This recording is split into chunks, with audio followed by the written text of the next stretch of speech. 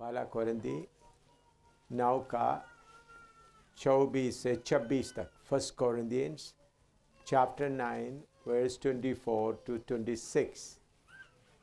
First Corinthians 9 24 to 26। पहला कोरिन्थी 9 का 24 से 26 तक। क्या तुम नहीं जानते कि दौड़ में तो दौड़ते सब ही हैं, परंतु इनाम एक ही ले जाता है। तुम वैसे ही दौड़ो कि जीतो। हर एक पहलवान सब प्रकार का संयम करता है। वे तो एक मुरझाने वाले मुकुट को पाने के लिए यह सब करते हैं, परंतु हम तो उस मुकुट के लिए करते हैं जो मुरझाने का नहीं। इसलिए मैं तो इसी रीति से दौड़ता हूँ, परंतु लक्ष्यहीन नहीं।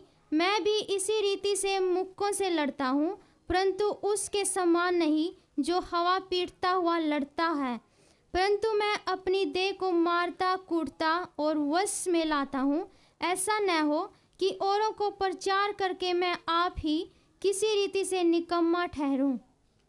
प्रार्थना करें। पवित्र आत्मा, आप ही हमारा अध्यापक है, आप ही हमारा टीचर है, शिक्षक है। आप मुझे और इधर बैठे हुए तेरे दास दासियों को सिखाएं। वचन समझने के लिए रुकावट डालने वाला अंधकार की शक्तियों के खिलाफ हम आते हैं। यीशु के नाम से उन शक्तियों को दिलों से, दिमाग से निकाल देते हैं। प्रभु, सबको तेरा वचन समझ में आ सके, यीशु के नाम, आमीन। इधर में लिखा हुआ एक खास बात, मैं लक्ष्यहीन नहीं। और एक बार वचन पढ़िएगा, पहला कोरिन्थी 9 का 24 से। क्या तुम नहीं जानते कि दौड़ में तो दौड़ते सब ही हैं, परंतु इनाम एक ही ले जाता है। तुम वैसे ही दौड़ो कि जीतो। हाँ, हम कैसे ही दौड़ना है? जीतने के लिए दौड़ना है, नाम के वास्ते नहीं, बल्कि जीतने के लिए। उन्होंने उधर में एक बात बताई, बहुत लोग दौड़ते हैं, लेकिन कौन जीता है? जो पूरा अपना जोर लगाकर दौड़ते हैं, कोई जीतता है। तो हम भी कैसा दौड़ना है? जीतने के लिए दौड़ना है। जीतने के लिए, कैसा भी दौड़ने से नहीं, बल्कि जीतने के लिए दौड़ना है। हाँ, मुझे याद है, मैं एक क्रॉस कंट्री दौड़ता था, 25 मील दौड़ता था। 25 मील, 25 किलोमीटर नहीं, कितना? 25 मील कितना किलोमीटर होगा? हैं? हाँ हाँ हाँ। तो 25 किलोमीटर, 25 मील दौड़ने के लिए मैं 30 मील का प्रैक्टिस करता था। मुझे क्रॉस कंट्री दौड़ना बहुत अच्छे होते थे। हमारे आगे घोड़े दौड़ते थे, घोड़े के पीछे हम दौड़ते थे बेंगलुरु में। तो दौड़ने के लिए कितने बार प्रैक्टिस करते थे। 30 मील दौड़ना छोटी बात नहीं है। दौड़ने के बाद हम उतना दूर दौड़ के आने के बाद गिर जाता है नीचे की ओर, फिर हमको लोग कंबल में लपेट करके रख के करते थे। मैं नंबर 1 नहीं आया, तीसरा नंबर में आया। हाँ, मुझे नंबर 1 फर्स्ट प्राइज मिलने का सौभाग्य नहीं मिला, मेरे से अच्छे वाले और आगे थे। तो फर्स्ट सेकंड उन लोग ले गया, मुझे तीसरा नंबर में मिला। फिर भी मुझे मालूम है वो दौड़ के लिए कितना प्रैक्टिस किए। 30 मील, आप लोगों को 5 किलोमीटर चलना ही मुश्किल हो जाता है, 5 किलोमीटर चलना ही मुश्किल होता है। तो उस वक़्त रोज 30 माइल दौड़ते थे, कितने साल दौड़ के प्रैक्टिस करते थे। तो उस समय में, उस दौड़ के समय में, हम लोग दौड़ते समय में लोग दाहिने बाएं कितने लोग खड़ा होकर हमको चीयर करता है। तो हमको उधर कौन खड़ा है करके देखने का भी मन नहीं होता। उधर कौन खड़ा है, कौन जय बोल रहा है, कौन नाम पुकार रहा है। मैं दौड़ते समय में लोग बोलेगा शाम शाम शाम, ऐसा आप करते हैं, बोलते वक्त वो कौन बोल रहा है करके देखने का समय नहीं मिलता। लक्ष्य की ओर देख के दौड़ते। तो हम दाहिने बाएं देख के दौड़ेगा तो निशान नहीं पाएंगे। तो इधर में कैसा, दोबारा पढ़ो। हाँ। क्या तुम नहीं जानते कि दौड़ में तो दौड़ते सब ही हैं, परंतु इनाम एक ही ले जाता है। हाँ। तुम वैसे ही दौड़ो कि जीतो। जीतने के लिए दौड़ो। हर एक पहलवान सब प्रकार का संयम करता है। हाँ, हर एक पहलवान सब प्रकार का संयम करता है। संयम करने के बाद ही क्या हो सकता है, ठीक तरह से दौड़ सकते, संयम करते हैं। हाँ। वे तो एक मुरझाने वाले मुकुट को पाने के लिए हाँ। यह सब करते हैं, परंतु हम तो उस मुकुट के लिए करते हैं जो मुरझाने का नहीं। इसलिए मैं तो इसी रीति से दौड़ता हूँ, इसी रीति से दौड़ता हूँ, परंतु लक्ष्यहीन नहीं। लक्ष्यहीन नहीं। तो आप सेवा के लिए निकल जा रहे हैं अभी, बुलावट के अनुसार सेवा करने के लिए। मुझे सेवा करना है। आपको लक्ष्य नहीं है तो आप क्या करेंगे, मुसीबत आते समय में पीछे हट जाए। जब प्रभु ने मुझे सेवा के लिए बुलाया, मैं प्रभु के सामने प्रार्थना करते हुए गया, मैं किसी का सपोर्ट नहीं लूंगा, क्योंकि हिंदुस्तान सरकार मुझे हर महीना तनख्वाह देते थे, तो उसे भी बड़ा फौज में मैं शामिल हुआ है। तो मुझे जो स्वर्ग का सरकार जो देता है वही काफ़ी है। आज तक उसी में खड़ा रहने के लिए प्रभु ने कृपा दिया। किसी का मैं विश्वास का सेवकाई ही करूंगा। हम अपने सामने लक्ष्य रखकर दौड़ेंगे तो ही, नहीं तो हम बीच में डामाडोल हो जाएंगे। उसके अलावा एक एक समय का लक्ष्य भी होता है।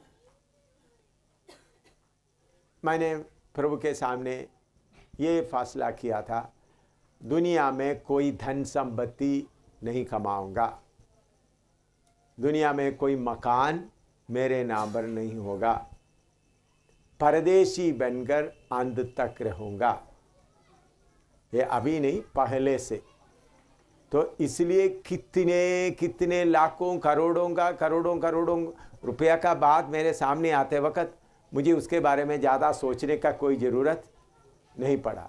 इनकार करते आज तक आया। तो मेरे सामने वो लक्ष्य नहीं होता तो क्या करना था, स्वीकार करना था।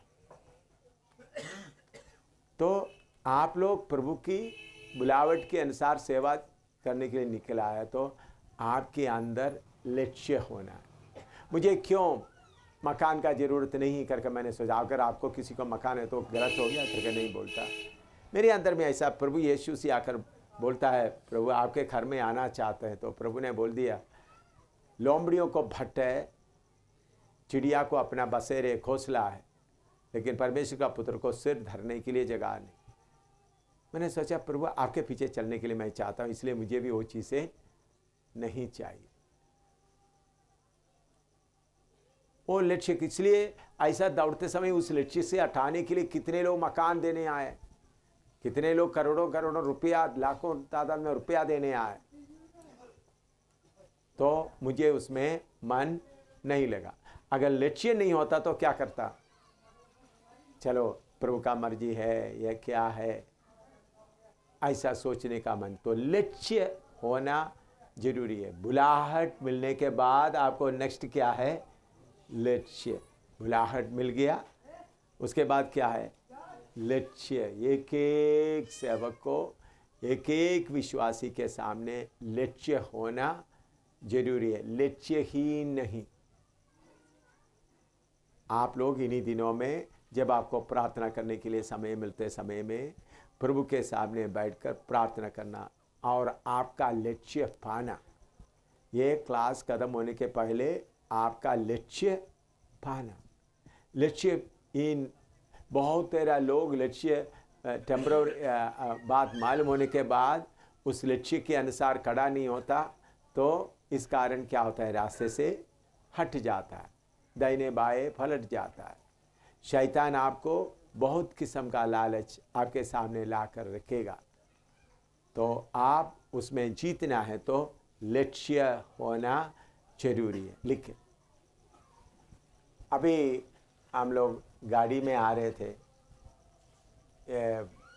डॉक्टर जो मेडिकल कॉलेज का इस तरफ में आते हैं, वो तो सर्कल पार करके आते समय में गाड़ी, सिस्टर गाड़ी चला रही थी, मुझे ऐसा एक अनुभव हुआ कि कोई नया वातावरण में प्रवेश कर रहा। नया वातावरण में प्रवेश करते वक्त ऐसा मैं गाड़ी में ही बैठा है, तो वातावरण में प्रवेश करते मुझे इतना अच्छा लगा।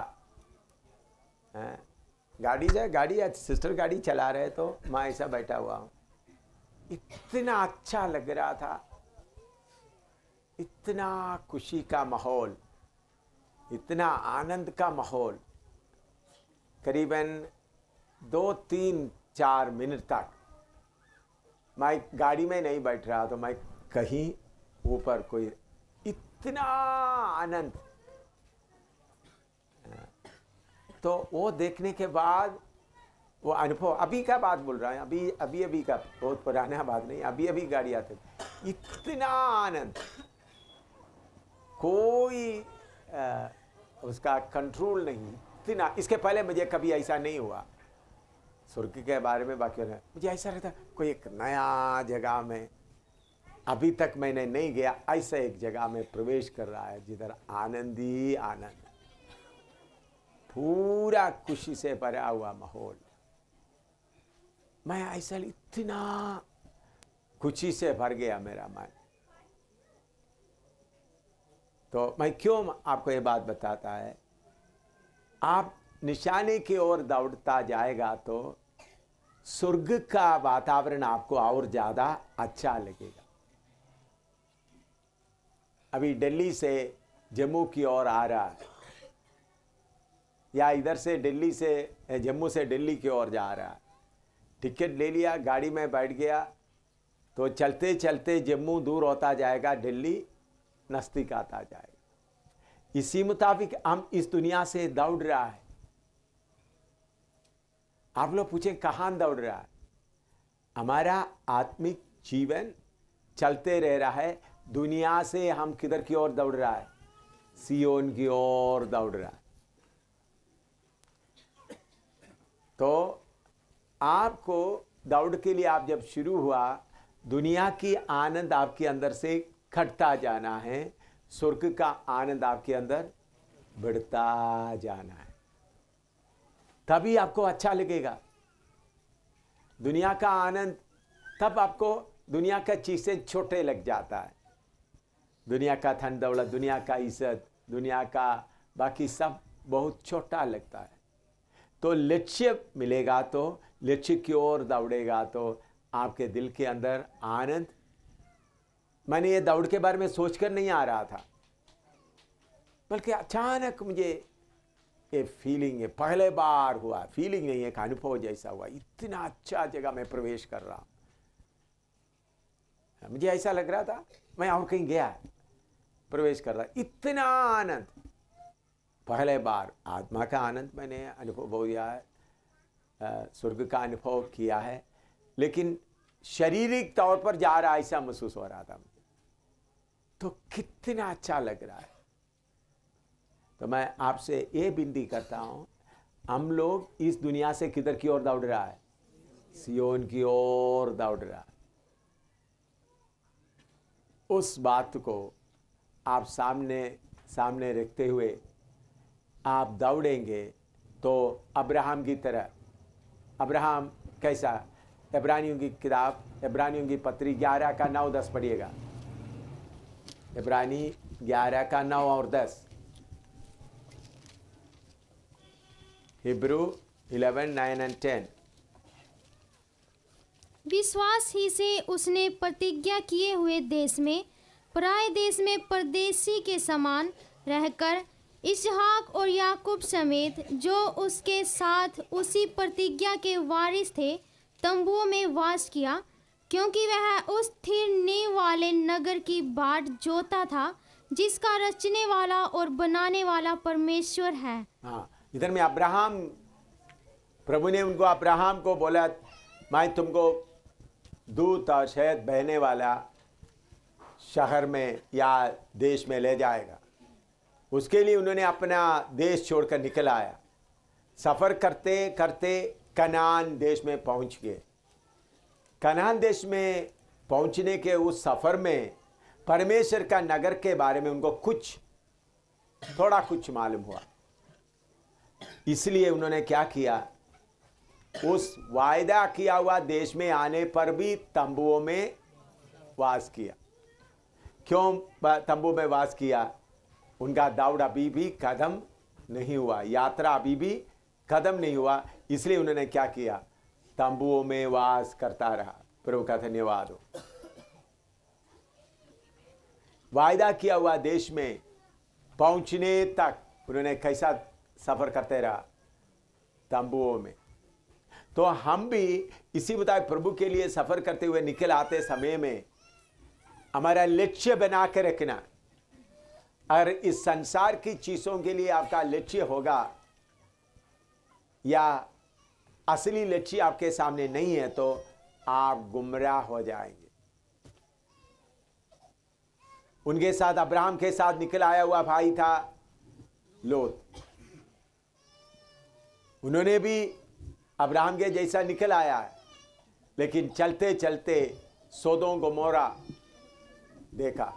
आपस में थोड़ा सा झगड़ा हुआ सेवकों के बीच में, अब्राहम का और लोत का सेवकों के बीच में। लेकिन उन्होंने नज़र सांसारिक चीज़ों पर लग गया। उन्होंने सोदोम गोमोरा में पहुंच गया, उधर का बड़ा लीडर भी बन गया, मकान बनाया। सोदोम गोमोरा में बैठते वक्त उनका बेटियां क्या बोलते होंगे, हमारा पापा का मन कितना अच्छा है, कितना बुद्धिमान है। वो बुढ़ा अभी भी जंगल में किधर पड़ा है, तंबू में पड़ा है। देखो हमारा पापा कितना है, कितना अच्छा है, देखो बनाया। प्रभु के नाम से हम इधर का लीडर भी बन गए, अच्छा मकान भी बनाया। लेकिन स्वर्गदूत जब आया, अब्राहम के पास उनको रखने के लिए कोई मकान नहीं, वो तंबू में रह, छोटा तंबू है, इसलिए पेड़ के नीचे स्वर्गदूतों का देखभाल किया, उनको खाना खिलाया, सब कुछ किया। जब लोत के पास आया तो लोत उनको घर में रखा, अच्छा खाना खिलाया, अच्छा बिस्तरा वगैरह दिया। तो लोत का बच्चे लोग क्या बोलेंगे, वो बुढ़े के पास गया था, उन्होंने क्या किया, स्वर्गदूतों को जितना आदर देना चाहिए वो भी नहीं दिया। हमारा पापा देखो स्वर्गदूतों को कितना आदर देकर रखा है।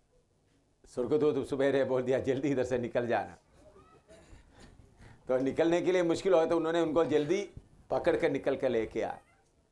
उनका पत्नी पीछे मोड़कर देखा, नमक का खंबा बन गया। बेटियां इतना बड़ा पाप किया, अपना पाप के पिता के साथ व्यभिचार किए।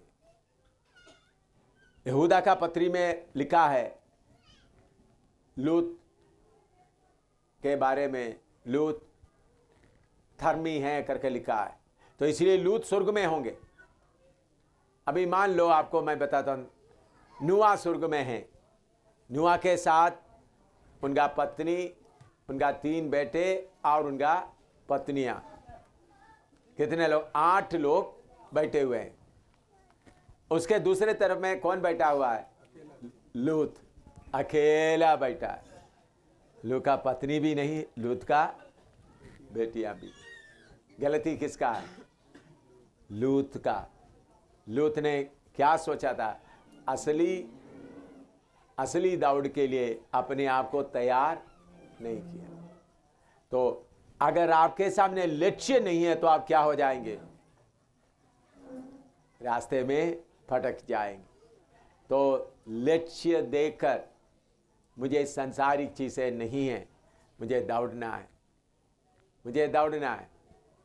जैसा हम सफ़र में जाते हैं, सफ़र में जाते समय में हम चलो बीच में इधर से दिल्ली पहुंचना है, कहीं पानी नहीं मिला तो इसलिए उतर जाता है।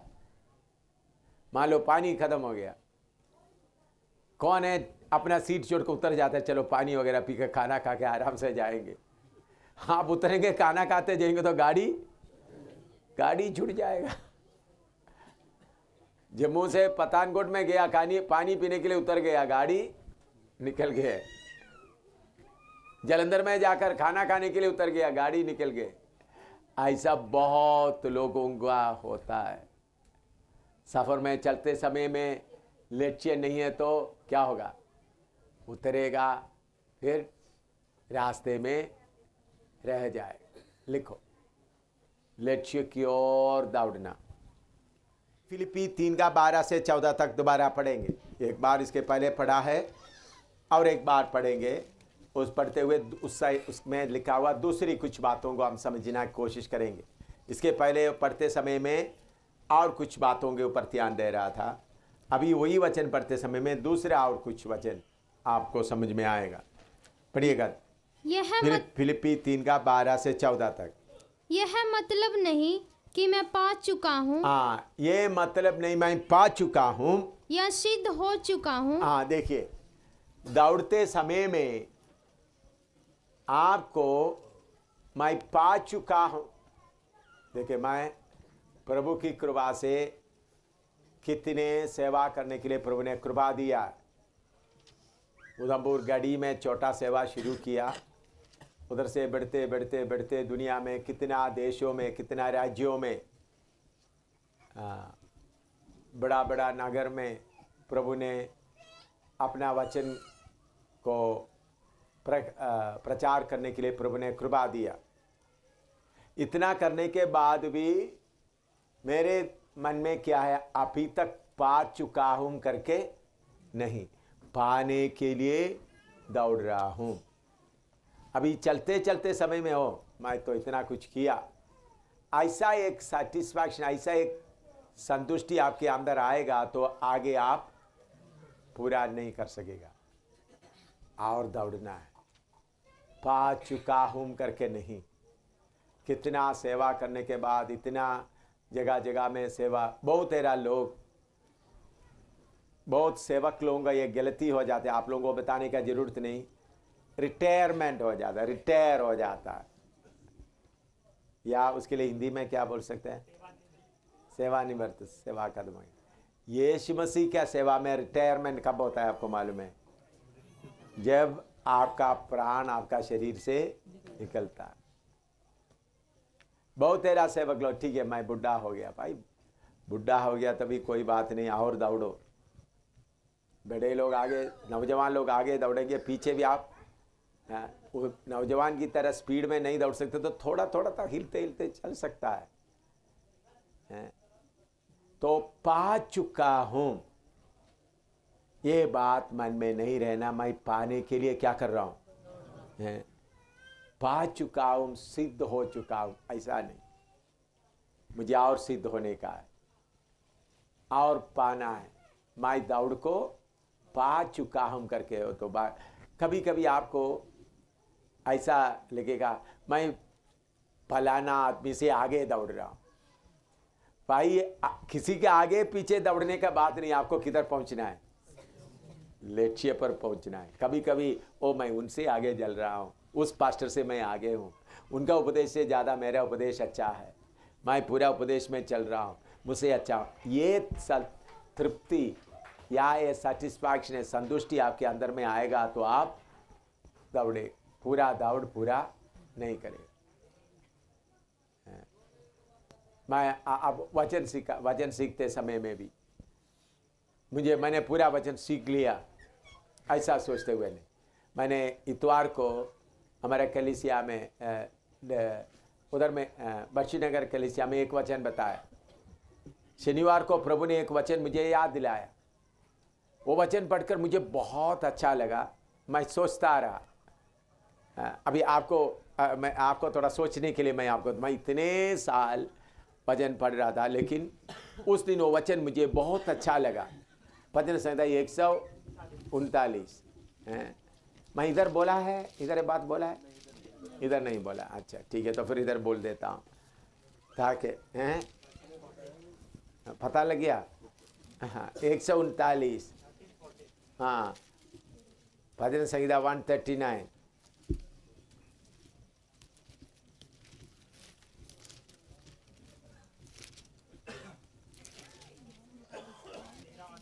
हाँ, 139 का 13 और 14 पढ़िएगा।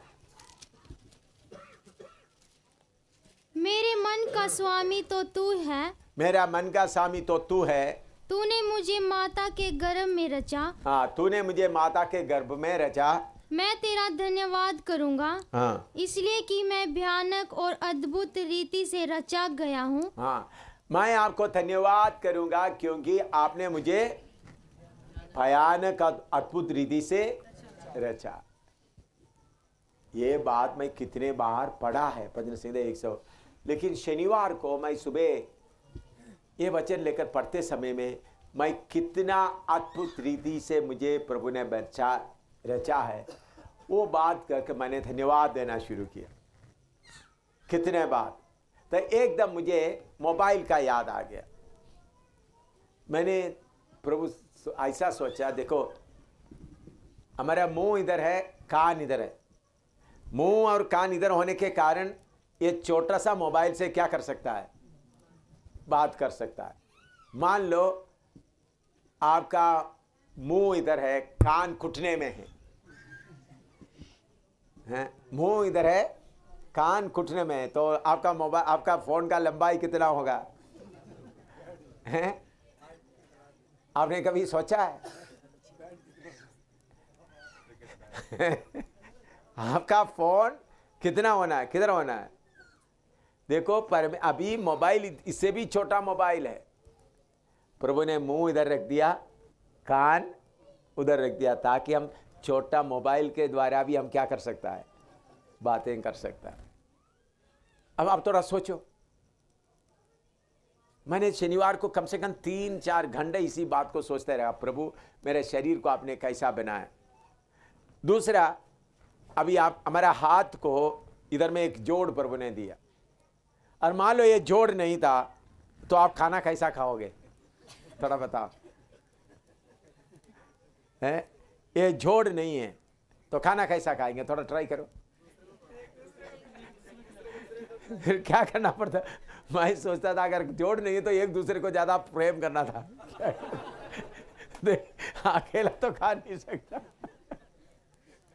क्यों प्रेम करना था, दूसरे के सहारा रहने के बिना। देखो प्रभु ने कुछ चुप कर भी कोई खा नहीं सकता, तो प्रभु ने इधर में ये जोड़ दिया ताकि आप क्या करें, आराम से खा सकते। अभी आपका रीढ़ में 29 हड्डी है, छोटा छोटा हड्डी क्या किया आपस में जोड़ा हुआ। अगर ऐसा जोड़ा हुआ नहीं है, नीचे पड़ा हुआ आपका 10 रुपया नीचे गिर गया, कैसा उठाएंगे आप, हैं? कैसे आप बैठेंगे, हैं? उधर ही पैसा उधर गिर गया, उधर ही खड़ा रहेंगे। थोड़ा सोचो, प्रभु ने हमको कितना अद्भुत रीति से बनाया। मैं एक एक मैं जीभ के बारे में सोचना शुरू किया, ओठों के बारे में सोचना शुरू किया, कान के बारे में सोचना शुरू किया, आंख के बारे में। प्रभु आपने मुझे कितना अद्भुत रीति से बनाया, वो सोचकर प्रभु को कितना धन्यवाद देना।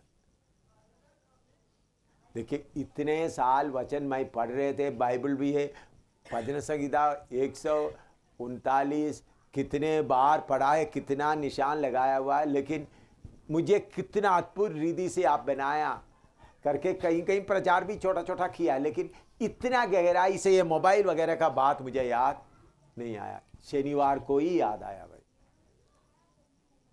तो मुझे पूरा वचन मालूम है करके बोलते हुए रहेगा तो ये बात मेरा मन में नहीं जाता। अभी मिलाप वाले तंबू का विषय आप लोग सीख रहा है, इसके पहले सीखा हुआ पिछले साल सीखे हुए उनको पूछो, उनका नोट देखो, आपका उससे 2 गुना ज्यादा होगा।